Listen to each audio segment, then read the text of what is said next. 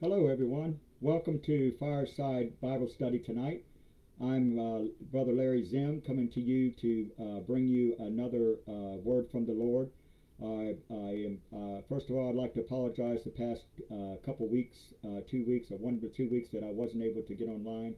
I've been busy getting ready for upcoming surgery that I'm supposed to be doing on the 9th of March. I appreciate everyone's.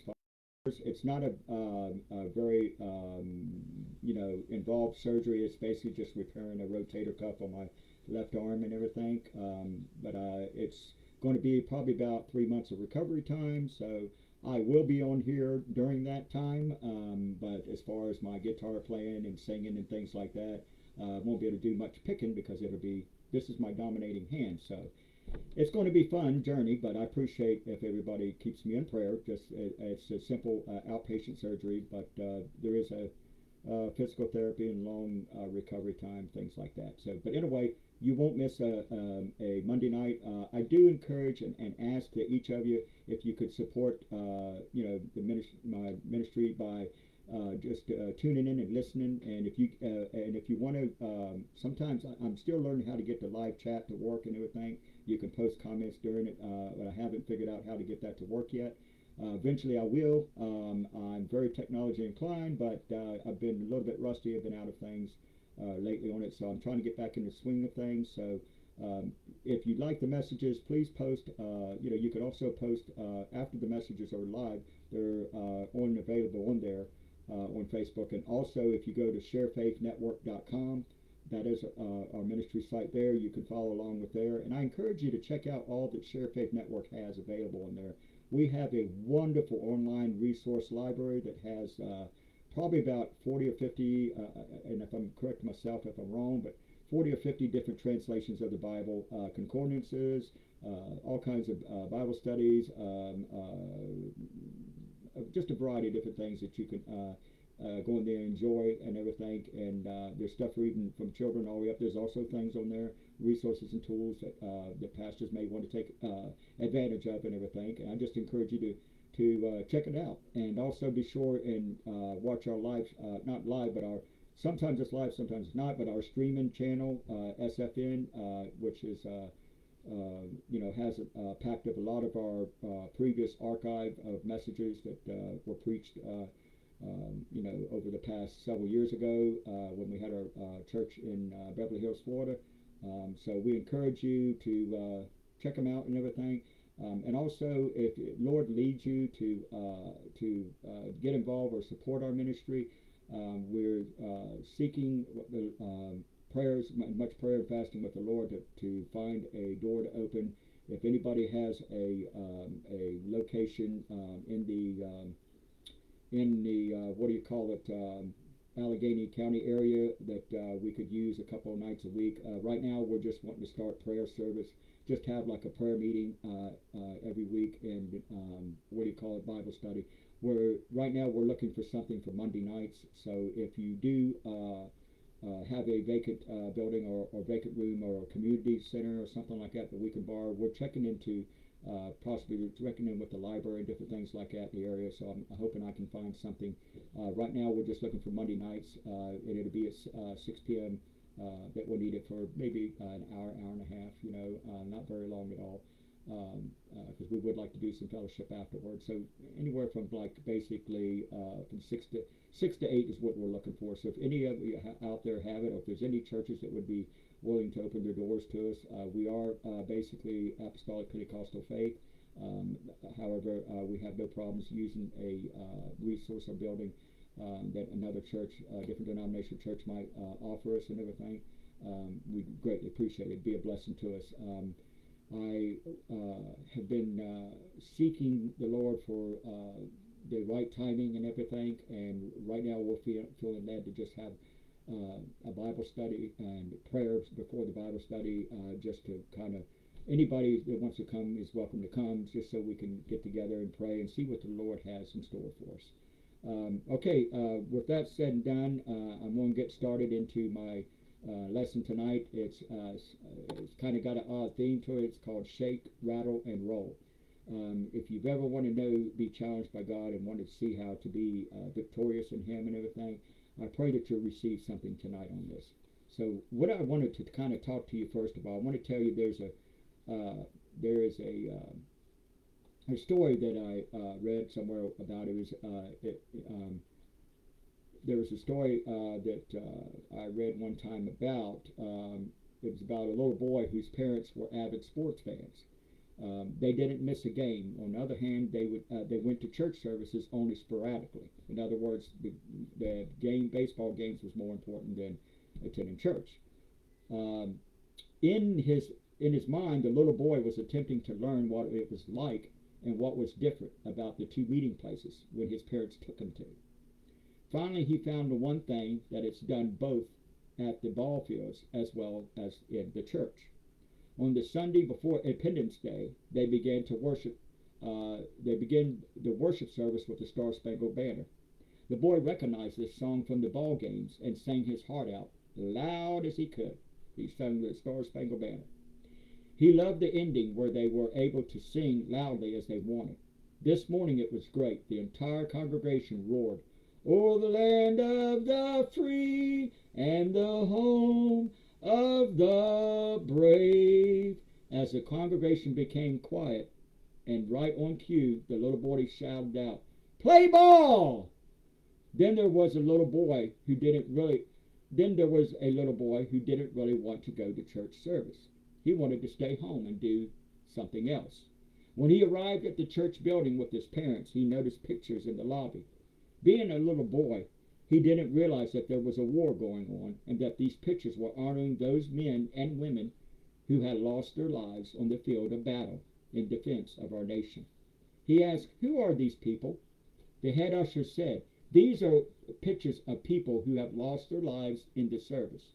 With a questionable yet fearful look, the boy shyly asked, "Was that the morning service or the evening service?"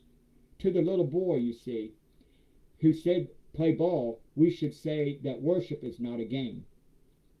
And to the other boy, who was afraid of dying in the service because he misunderstood what they meant, we should say that worship should not be like a funeral.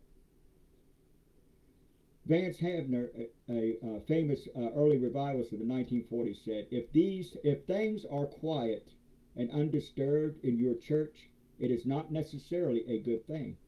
Things are generally pretty quiet around the sick and the dead, especially in the graveyards. In John 4:23, it says, "But the hour is coming, and now is, when the true worshipers will worship the Father in spirit and in truth. For the Father is seeking such to worship him." So what is worship? Why bother to go to church? Everyone's take on worship is different. Ask a Pentecostal, ask an Anglican, an Episcopalian, a Catholic, a Wesleyan Methodist. Ask young people or older saints. However you defined it, or whatever you take or viewpoint is, one thing is I think we would all agree on is this. We need to rediscover the dynamics of worship in our services once again, because you can't find deadness in worship anywhere in the scriptures. You see, someone has well said that of American Christians, we have become a generation of people who worship our work at our play, and play at our worship. And when our worship grows stale, so does our passion for God. Because, see, worship is the furnace of the spiritual life. Too many come to worship because it's Sunday, rather than coming on Sunday to worship. When you go to a church in the morning, I would like to show you in Scripture how two close friends showed us the art of discovering true worship. Today, let God shake your foundation. Let him rattle your cage and roll away the door that confines your view of worship as you know it. Shake, rattle, and roll. Developing true worship wherever you are. In Acts 16:16 through 34, it talks about worshiping awakens a hungry spirit in verse 25. Other prisoners were listening to them. You see, worship is not an event, because you can't attend a worship service without worshiping. Jesus echoed the words of Isaiah when he said of the Jews of his day, "These people draw near to me with their mouth and honor me with their lips, but their heart is far from me, in Matthew 15:8. One Sunday morning, an old cowboy entered the church just before services were to begin. Although the old man and his clothes were spotlessly clean, he wore jeans, a denim shirt, and boots that were worn and ragged. In his hand he carried a worn-out old hat and an equally worn-out Bible. The church he entered was in a very upscale and exclusive part of the city. It was the largest and most beautiful church the old cowboy had ever seen. The people of the congregation were all dressed with expensive clothes and accessories. As the cowboy took a seat, the others settled down in areas away from him. No one greeted, spoke to, or even welcomed him. They were all dismayed at his appearance and did not attempt to hide it.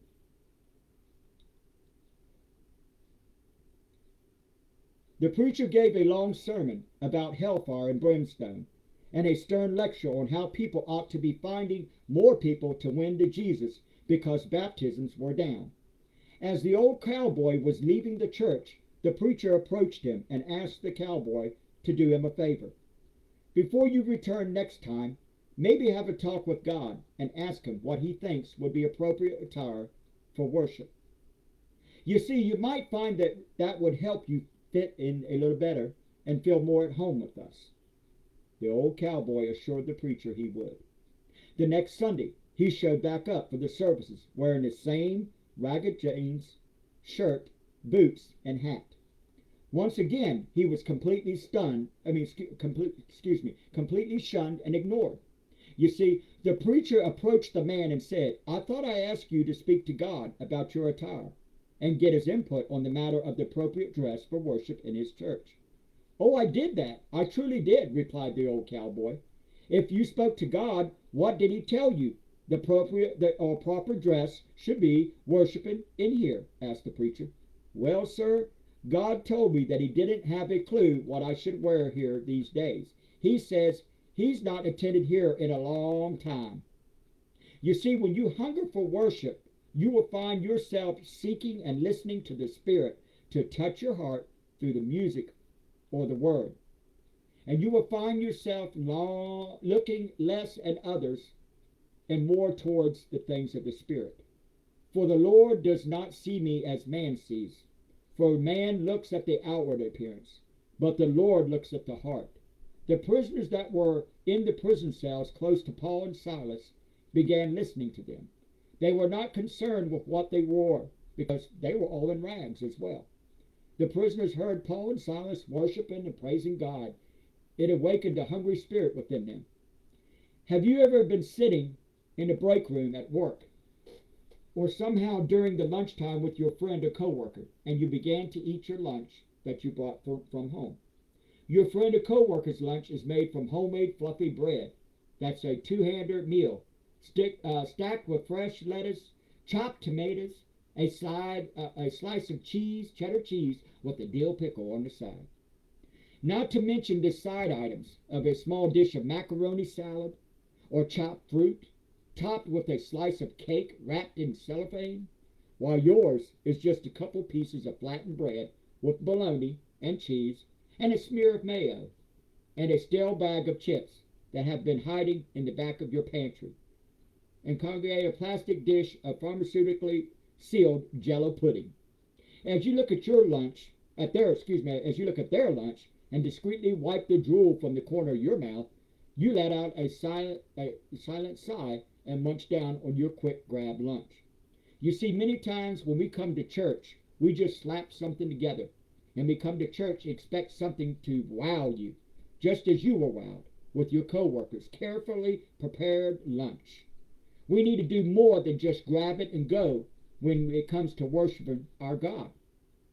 It can't just be a boxed lunch.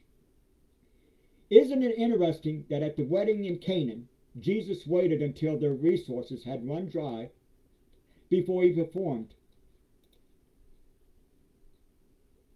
his first miracle? Only when people came to the end of their supply were they ready to receive what Jesus had to give. It was once said in an article entitled The Present Power of Future Possession, said, the cost of food in the kingdom is hunger for the bread of heaven, instead the white bread of the world. Do you want it? Are you really hungry? Or are you satisfied with yourself and your television and your computer and your job and your family? Likewise, the cost of new wine that Jesus is offering is thirst. Are you thirsty? Do you want something more? If so, when you come to Jesus, you have come to the right place, for he is the God of abundance and life. He gives extravagantly. Boy, I slaughtered that word, but you know what I mean. To receive this wine, you have to come to him with your thirst. As you stand there with the empty life, follow the instructions of Jesus' mother when she said, do whatever he tells you. If you do, something wonderful is about to happen. It's called a miracle. And when Paul and Silas worshiped God amidst their difficult circumstance, others noticed and they listened as well because they were hungry in spirit. And when people are hungry for worship, God answers. Worship shakes the foundation of confinement. Foundations of the prison were shaken. This is all talked about during the time that Paul and Silas were in prison. I grew up in a church where we sang hymns. Hymns such as Holy, Holy, Holy, the Lily of the Valley. We would also sing hymns such as An Uncloudy Day, and one of my very favorites, I'll Fly Away. And on those fast songs, every now and then, you would get a clapper that snuck into service. The clapper would either be brave on the clap, and others would join in. You ever wonder, why it's so quiet in services and the spirit doesn't seem like it's moving? It takes that one person that just starts clapping. And then and then the next one, you may be the eyeball. You may be the one that starts the worship in the service. Or they would receive stares from other church members that seem to say, what in the world are they doing? They may be clapping out of hands, but they're clapping unto the Lord. I mean, they may be clapping out of tune, but they're clapping unto the Lord. They're worshiping God. Whether it's a clapping, whether it's a lifting their hands, whether it's singing even out of tune. I watched the other night at work, I watched an episode of the Andy Griffith Show. And on that particular show, there was a choir that they were getting prepared to do a special sing-a-thon or something like that. Wasn't necessarily for a church or anything, but they was getting ready to do a performance. And Barney wanted to get Barney Five. Everybody knows Barney Five. That was the deputy with the with basically the sheriff and everything. And when the singing started, when they were practicing, Barney Five was singing. Oh my gosh, it was atrocious. It was terribly out of tune. Okay, but he wasn't able to sing it, and they was wanting to replace him. They was wanting to get somebody else that maybe could do a better job than him. However, he was doing his job, singing the best way that he knew how, even though it was out of tune. We would also sing, and on a rare occasion, you would be singing a hymn, and a hand raiser would be sitting in the congregation. These people seemed to be more worse than the clappers, so the stares were given to those people who seemed to say, "What church are you from?" That person would say, "I'm from a praising church. I'm proud to be Pentecostal. I'm proud to lift my hands." The hand raisers were usually labeled with other denominations. And to a young boy, I was waiting in anticipation to see if they were going to jump the pew in front of them. See, worship shakes the foundations that were taught to you, but you're not quite sure why you do them. Do you understand why you worship? Or do you just worship? You see, rituals you've always done but never knew why, such as who makes the little crackers we eat for the Lord's Supper that seem to crumble in my fingers when I pick them up. I always want to turn back and grab a handful, but fear the ushers will grab me or slap my hand. I know, that's not funny. And why do we drink grape juice at the Lord's Supper? Why not apple juice or orange juice or red Kool-Aid? Why not? A Sunday school teacher A Sunday school teacher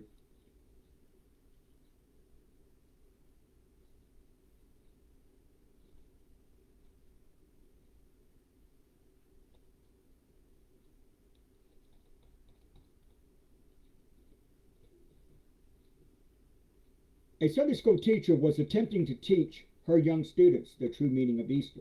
So she asked them, "Why do we celebrate Easter?" When the children replied, "Because of the Easter bunny, Easter eggs, candy, spring, etc." All these things they were bringing up. The reason why supposedly we celebrated Easter. She said, "No, those are Easter traditions and symbols. But what is the reason why we celebrate Easter? What happened at the very first Easter?" A little girl raised her hand and said, "Easter celebrates Jesus coming out of the tomb." "Yes," said the teacher, excited and relieved that finally the correct answer had surfaced. Encouraged, she prompted, "Jesus arose from the tomb, and what does he do for us?" The youngster replied, "He looks to see if he can see his shadow, and if he can, he goes back in for another 6 weeks. I'm waiting for a couple of laughs. We developed our own theology according to our spiritual habits that we have grown up with. Churches may have a music minister, as we call them when I was young, or perhaps a worship leader, and maybe even a praise team, or maybe even a choir. We may sing hymns of worship, we may sing praise and worship choruses, but having the music does not guarantee our worship. Your idea of what worship is that you grew up with maybe be the very thing that combines you to keeps you from discovering true worship. Please don't mob me, because I'm not discounting your spiritual heritage in any way, but sometimes the things we cherish so much confines us from experiencing new things with God. You may have been taught that music is the way you worship God, but music is a vehicle to take us to the place of worship. When you're without a car, any vehicle is a blessing to get you where you need to go. Such as music is just a vehicle to take us to the place of worship. When you become spiritually desperate, any music that praises God will be a blessing, even if it's not your particular taste. It could be just a tambourine, somebody banging a tambourine. That could be all they know. It could be somebody playing a guitar. It could be a piano, organist, whatever it might be. What happens sometimes is that many believers depend on the vehicle to be their means of determining how they worship. If that music or vehicle isn't what you like or are used to, then you refuse to worship. You become instead a spectator. Charles Wesley, the brother of John Wesley, a founder of Methodism, wrote hundreds of hymns and poems. Although he was one of the most prolific poets in the English language, much of his sacred hymns of the church were written to bar tunes, and he was criticized for those. We have a lot of bus stop Christians. When it comes to thinking music is worship, they wait around for the right bus that's going their way before they get on or get involved. But usually are left standing by the bus stop because the bus never goes to their particular address or their way of how they think that worship should be. Worship shakes the foundation of confinement, such as the foundations of the prison were shaking when Paul and Silas were praising and worshiping God. You see, God inhabits the true praise so much that when you worship, it will shake the very foundation it's built on. If it was built from the rituals instead of the true righteousness of Christ, maybe it's freedom that calls you to worship. You see, worship opens doors to set us free. And once all the prison doors flew open and everybody's chains came loose, worshiping with the freedom is the ability to express yourself to God by opening your heart unknowingly what God may do with you. Sometimes you see God in a direct connection with Him may want you to do something specific. And sometimes He may just want you to sit there like Paul and Silas. Freedom sometimes means changing formats in the way we do things at church or the way we worship. Just because it's the way it's always been done around here doesn't always necessarily mean it's the right thing to do. If you put 5 monkeys in a cage and hang a banana on a string at the top of the cage with a ladder leading up to it, before long a monkey will go to those stairs and start climbing towards that banana. As soon as he touches the stairs, spray all the monkeys with cold water. After a while, another monkey will make an attempt with the same response. All the monkeys are sprayed with cold water. Keep this for several days. Keep doing this up for several days. At this point, you shouldn't need any more cold water.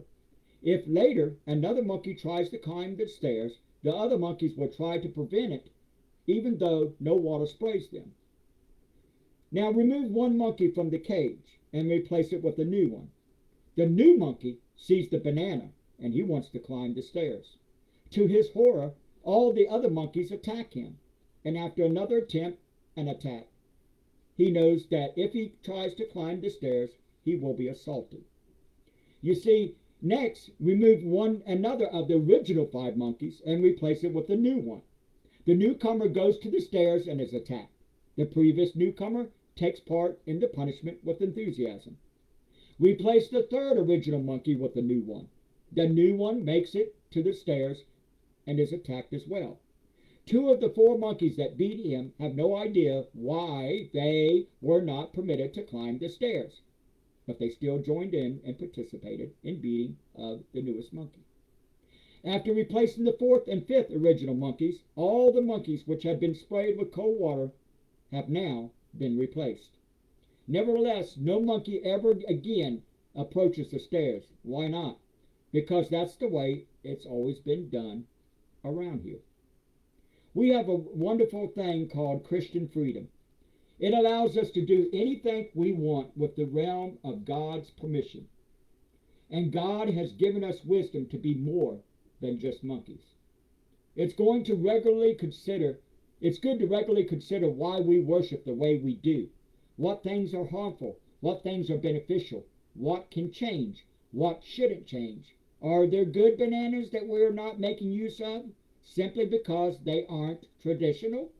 Or are we afraid either of getting the stink eye from the others or sprayed with criticism?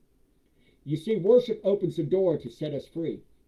At once, all of the prison doors opened, and everybody's chains came loose. When the chains had been loose, the prisoners, including Paul and Silas, didn't run like wild men out of the prison to celebrate their freedom. What did they do? They stayed in their cells. 2. So the jailer would be at peace and assured that all was well to prevent him from killing himself.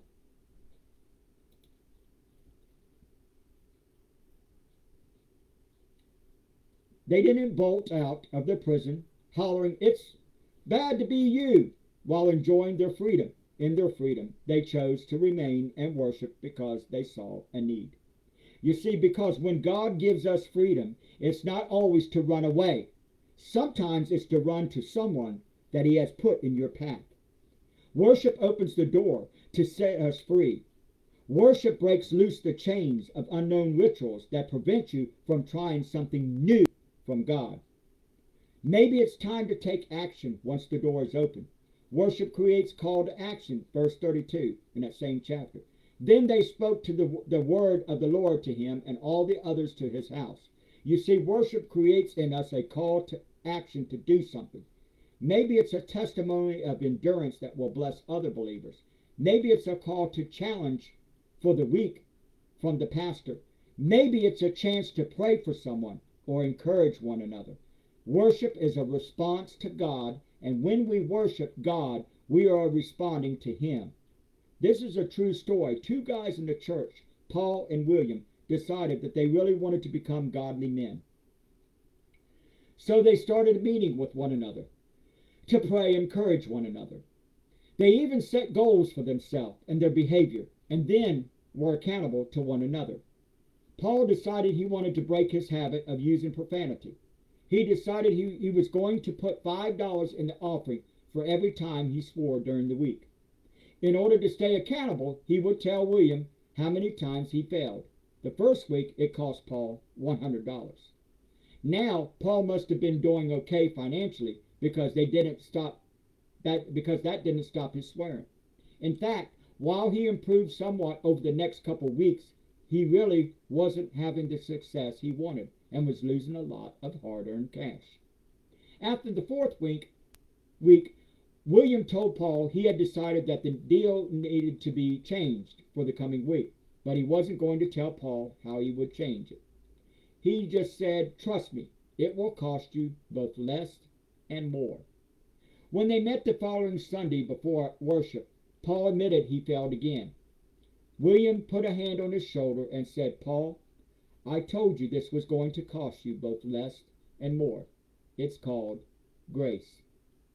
William took out his checkbook and he made out a check to the church, leaving the amount blank. He gave the check to Paul and said, "Your sin still costs, but for you it's free. Just fill in the numbers, and next week there will be more grace." William's grace cost him $55 the first week. The second only cost him $20. There was no third week. You see, Paul couldn't bear to see what his sin was costing his friend, so he quit sinning by his profanity. Worship is a call to action to those around us in need. Just showing up for church attendance doesn't mean that you're going to worship. What action will worship stir up in you? To pray over someone? Then do it. To testify? Then do it. Perhaps to give? Then do it. It's God prompting you for a blessing. Worship creates an awareness of cleansing. And at that hour of the night, the jailer took them and washed their wounds. Then immediately he and all his family were baptized. Worship is much more than a few songs on Sunday mornings. Worship is a lifestyle. Worship is constantly putting God first in what we say, what we think, and what we do. When we gather together to sing songs of worship, we are merely putting music to the song that is already in or should be in our hearts.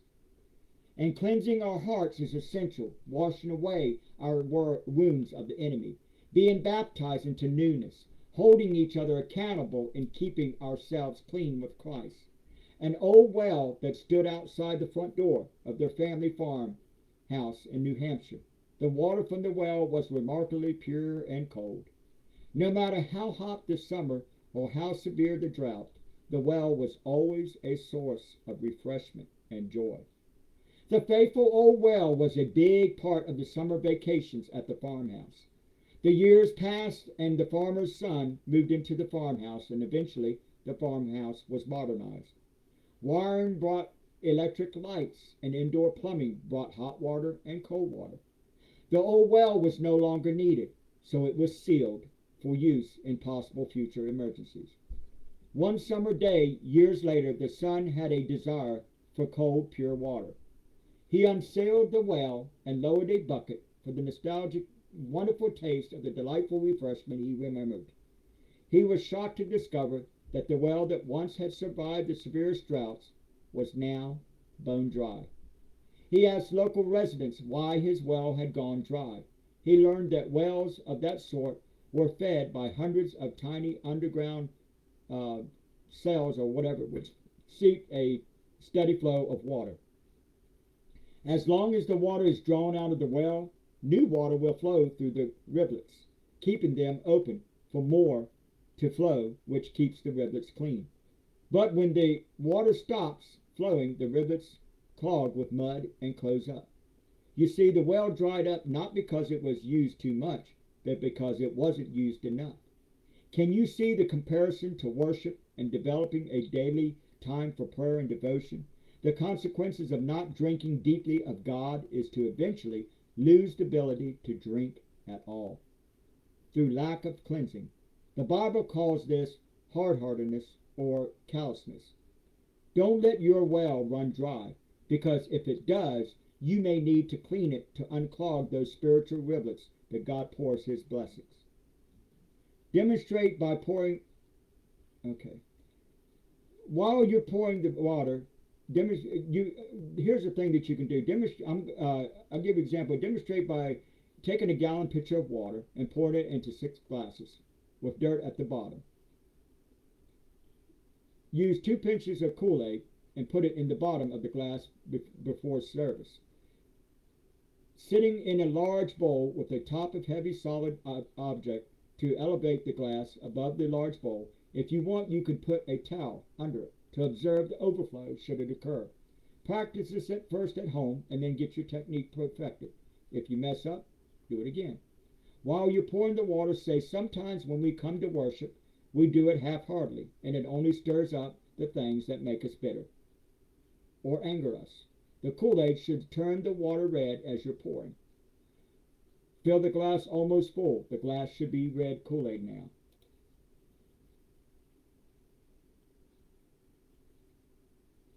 Say we only get enough worship to really upset us or makes us cranky after service is done because we haven't worshiped with a true heart. You see, that's what all this is about. And let God cleanse us while we rid ourselves of any unconfessed sins that the Spirit brings to us. You see, as we worship, the Father cleanses us by pouring out His grace out of heaven, filling our spiritual vessels, overflowing us onto this world and affect those around us. And once our worship cleanses us and makes our heart pure unto the Father, we can taste the goodness of God. Just as the hour of night the jailer took them and washed their wounds, then immediately he and all his family were baptized. Notice, too, how much clearer our vessels are after worship. Once we're cleansed, then joy can fill our souls, because worship satisfies your spirit with joy. He was filled with joy because he had come to believe in God, he and his whole family. Like sunlight to a plant, when facing the sun, we engage in a type of spiritual photosynthesis. We as believers receive joy if we truly face the sun. There's a recent song that was written by a young man who led the worship at church. He was an extremely talented singer, but the preacher there took him aside and told him that he could not lead the singing at church until things changed. Because he saw that this young man who led the singing was more interested in the attention he received than in the joy of worshiping the Lord. Oftentimes we're like that. We might be seeming like we're putting on a show, or we love to get that attention. Wonderful job. Let's everybody clap our hands and thanking blah blah blah and that type of thing. You know, it's not the thing that we're clapping and worshiping unto the Lord. But let's give brother or sister a big hand for that song they sung for us. That's a show. When you say, let's give the Lord a big hand clap, that's for God. This young man became angry at first, and yet the words of the preacher were true, and he knew it. 6 months later, he wrote a song and taught it to the church there. The words are titled "Heart of Worship." The last song that we sang, that people often sing, is similar to the same way. Some do not understand what it means to have joy of worship. David's wife Michal did not. As David was returning the Ark of the Covenant to Jerusalem in 2 Samuel chapter 6:16, it reads, "The Ark of the Lord was entering the city of David. Michal's daughter of Saul watched from a window, and when she saw King David leaping and dancing before the Lord, she despised him in her heart." Sometimes when you discover true worship, you will be despised. The disciples experienced joy as Jesus was entering the city on a donkey in Luke 19:38-40, that reads, "Blessed is the King who comes in the name of the Lord. Peace in heaven and glory in the highest." Some of the Pharisees in the crowd said to Jesus, "Teacher, rebuke your disciples." Jesus replied, "I tell you, if they keep quiet, the stones will cry out." Some worshipers never receive the joy that comes with it. By the time you're pulling out of the church parking lot, you're already snapping at each other with frustrations, either with where are we going to eat or about the services. How do you know? Because everyone has done it.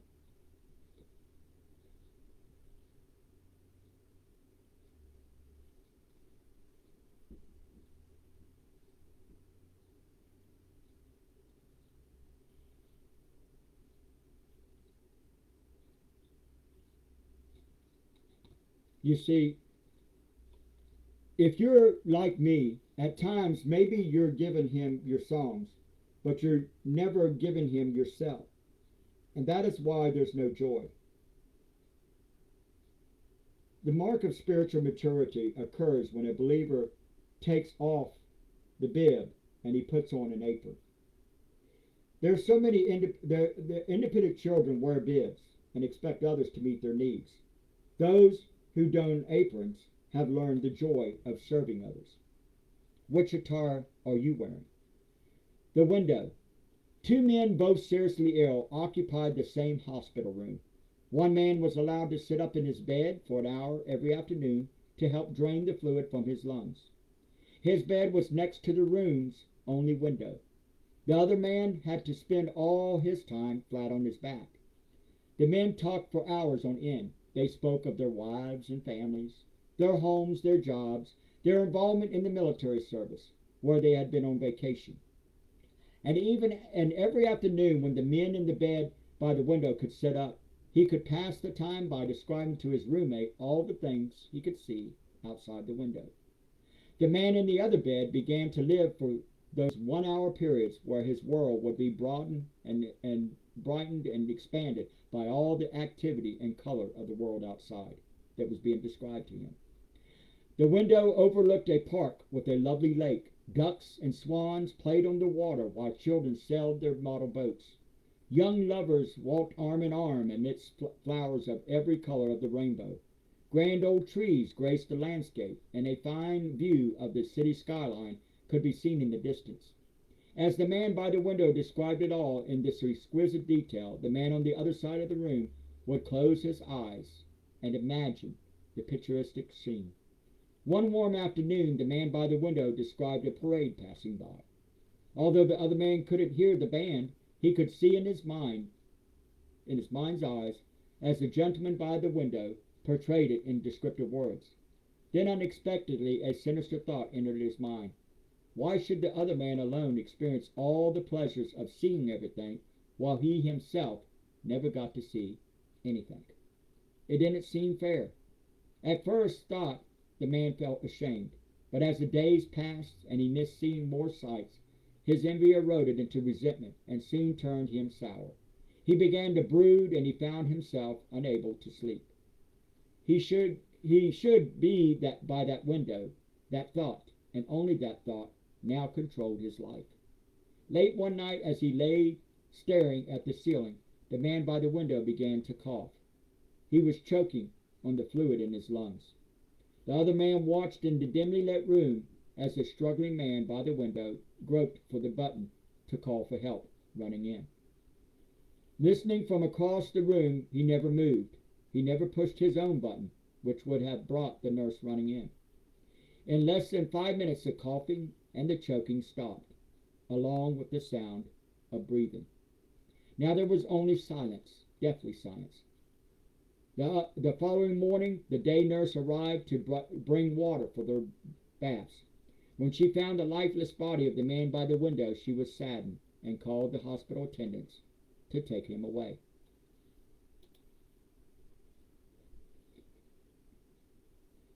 As soon as it seemed appropriate, the other man asked if he could be moved next to the window. The nurse was happy to make the switch, and after making sure he was comfortable, she left him alone. Slowly, painfully, he propped himself up on one elbow to take his first look at the world outside. Finally, he would have the joy of seeing it all himself. He strained to slowly turn to look out the window beside the bed. It faced a blank wall. You see, the man asked the nurse what could have compelled his deceased roommate, who had described such wonderful things outside the window. The nurse responded that the man was blind and could not even see the wall. She said perhaps he just wanted to encourage you.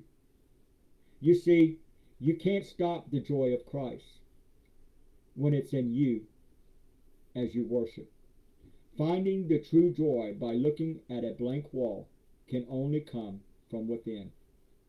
Joy is a product of worship, because if you have no joy, then you haven't really experienced the art of true worship, as Paul and Silas did. Two good buddies who loved the Lord despite of being wrongly beaten for what they believed and made the best of things. And although they had every human right to be angry or bitter and sit there stewing, they made a choice to sing and worship. The bottom line is this: when Paul and Silas discovered the art of true worship, it brought the house down around them because it pleased God so much. You have the chance to bring down the walls that confine your worship within you also. How do you do it? 1 Peter 20:20 says, But if when you do what is right and suffer for it, and you patiently endure it, this finds favor with God. Whatever you are going through right now in your life, or have gone through in the past, God is wanting to give you favor. He gave Paul and Silas favor in a big way. You see, this is accomplished by worshiping Him with all your heart, regardless of any circumstance, confrontation, calamity, or anything that you're going through in your life right now. What is your call to worship today? Do you have a hunger inside of you for something new from God? Many times people leave to go elsewhere to find that hunger for worship when they really have it in their own backyard. What about overcoming old rituals, things that you've always done but seem empty and void, and you don't know why you still do them? Maybe it's time to listen to the Spirit inside of you, to break out of the box and experience a freedom of worship as God intended you to have with Him. Could it be that God may be prompting you for a call of action? As you've worshiped Him, you've heard His quiet voice inside to do something, and maybe you brushed it aside.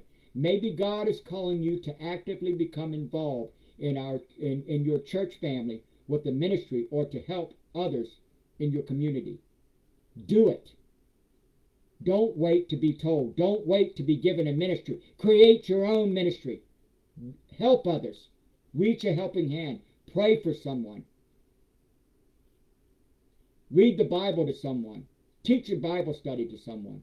Let's just spend time for a moment or two and worship Him. And while we're worshiping Him, we always like to offer those people that don't know Christ, share it with them. Give them the opportunity. Ask them if they would like you to pray for them.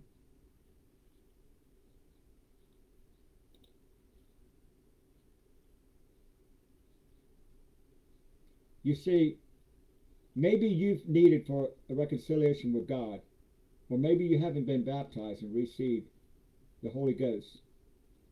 You know, if you let God shake your foundation, rattle your cage, and roll away the door, this very evening, right now, where you're at, you can discover the true art of worship.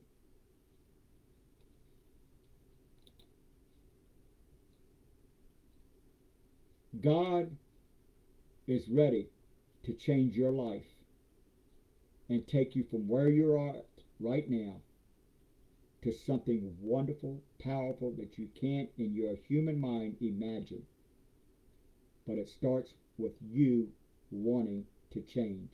It starts with a congregation wanting to change. It starts with going outside of the church where the lost is. It starts with reaching out and sharing with others.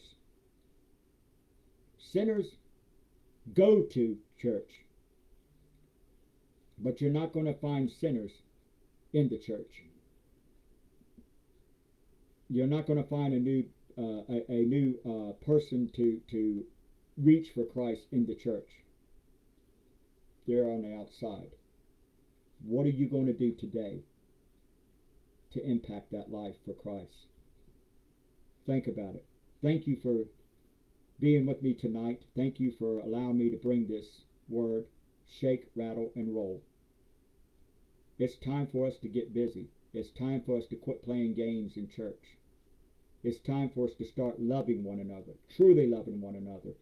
It's time for us to start getting everyone that's in the church involved in doing something for God. Don't leave anybody in the church, even if they're brand new. The best way to keep somebody to continue coming to your church is involve them in a ministry in your church. If you don't have a ministry that they can get involved in, create one. There's plenty of needs, there's plenty of resources, plenty of things that you can do in the church to get someone involved. You want to stay in power, you want to build a church, you want to see growth in your church, get them involved in Jesus' name. This is Brother Larry Zim coming to you tonight.